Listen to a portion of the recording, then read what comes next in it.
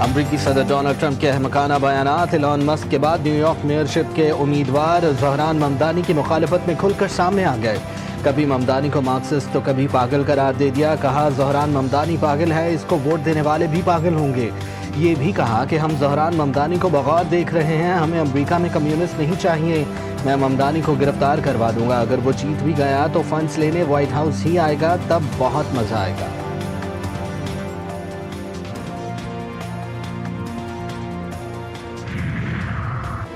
امریکہ نے شام پر عائد تمام پابندیاں ختم کر دیں، بشار الاسد، داعش اور ایرانی اتحادیوں پر پابندیاں برقرار، صدر ٹرمپ نے ایگزیکٹو آرڈر پر دستخط کر دیے۔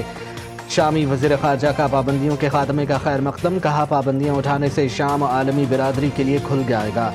امریکی حکام کا کہنا ہے کہ پابندیوں کا خاتمہ تعمیر نو اور ترقی کا راستہ ہموار کرے گا۔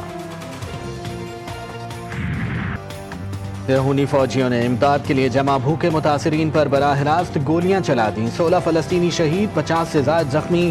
زیتون میں رہائشی عمارت جبکہ غزہ سٹی، جبالیہ اور المواسی میں خامہ بستیوں پر بمباری۔ صہیونی فوج نے صبح سے جاری وحشیانہ کارروائیوں میں 65 فلسطینی شہید کر دیے۔ مغربی کنارے میں بھی فائرنگ سے 2 فلسطینی شہید، 21 ماہ سے جاری نسل کشی مہم میں شہداء کی تعداد 1000 ہو گئی۔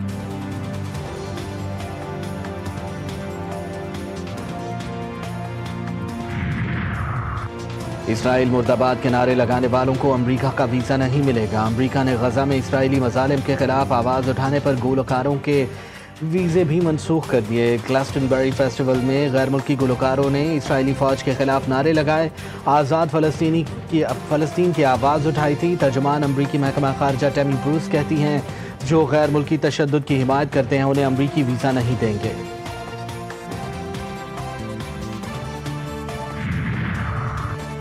ترکیہ میں توہین آمیز کارٹون کی اشاعت پر ہنگامے، مشتعل مظاہرین کا میگزین کے دفتر کے سامنے احتجاج، مظاہرین اور پولیس کے درمیان جھڑپیں۔ پولیس نے گستاخانہ خاکے شائع کرنے پر میگزین کے ایڈیٹر اور کارٹونسٹ سمیت 4 افراد کو گرفتار کر لیا۔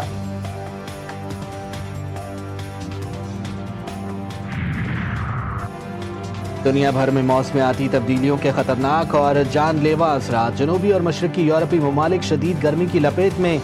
فرانس میں پیرس سمیت 16 علاقوں میں ریڈ الرٹ جاری، 68 علاقوں میں اورنج الرٹ جاری کر دیا گیا، 200 سے زائد تعلیمی ادارے بند۔ اسپین، پرتگال، اٹلی، جرمنی اور برطانیہ سمیت متعدد ممالک میں ہیٹ ویو الرٹ جاری۔ پاکستان نے سلامتی کونسل کی صدارت سنبھال لی، اقوام متحدہ میں پاکستان کے مستقل مندوب عاصم افتخار کی نیو یارک میں نیوز کانفرنس، کہا پاکستان شفافیت کمیٹیوں کے درمیان ہم آہنگی کے لیے کردار ادا کرے گا، دنیا میں تیزی سے بدلتی صورتحال پر نظر رکھے ہوئے ہیں۔ پاکستان UN چارٹر کے مطابق تنازعات کا پرامن حل چاہتا ہے اور دنیا بھر میں تنازعات کا مذاکرات کے ذریعے حل کا حامی ہے۔ پاکستان ڈائیلاگ کے فروغ کی حمایت کرتا ہے اور سفارتکاری اور ثالثی کے ذریعے مسائل کے حل پر یقین رکھتا ہے۔ پاکستان اپنی صدارت کے دوران فلسطین کے مسئلے پر بات کرے گا۔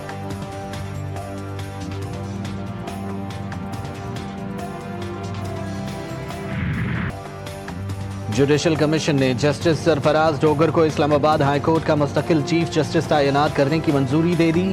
چیف جسٹس سپریم کورٹ یحییٰ آفریدی کی زیر صدارت 16 رکنی جوڈیشل کمیشن اجلاس میں جسٹس سرفراز کے حق میں 9 ووٹ آئے۔ 2 ممبران نے جسٹس محسن اختر کیانی کے حق میں ووٹ دیا۔ جسٹس عتیق پشاور، جسٹس روزی خان بلوچستان، جسٹس جنید غفار سندھ ہائی کورٹ کے چیف جسٹس تعینات۔ جسٹس منصور کا جوڈیشل کمیشن کی کارروائی کے دوران اعتراض، کہا 26ویں آئینی ترمیم کا فیصلہ پہلے کیا جائے۔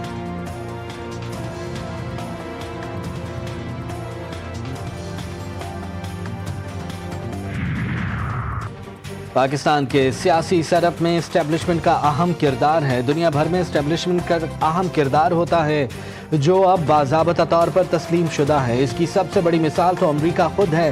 اندرونی حالات، معیشت سمیت تمام شعبوں میں ان کا کردار ہے۔ وزیر دفاع خواجہ آصف نے اپنے ایک بیان میں کہا کہ اسٹیبلشمنٹ کا یہ کردار اب نارملائز ہو گیا ہے۔ آج بھی ٹیم کے کیپٹن شہباز شریف ہیں۔ انہوں نے کہا کہ پیپلز پارٹی وفاق اور پنجاب حکومتوں میں شامل ہو سکتی ہے، حتمی فیصلہ تو شہباز شریف اور آصف زرداری ہی کریں گے۔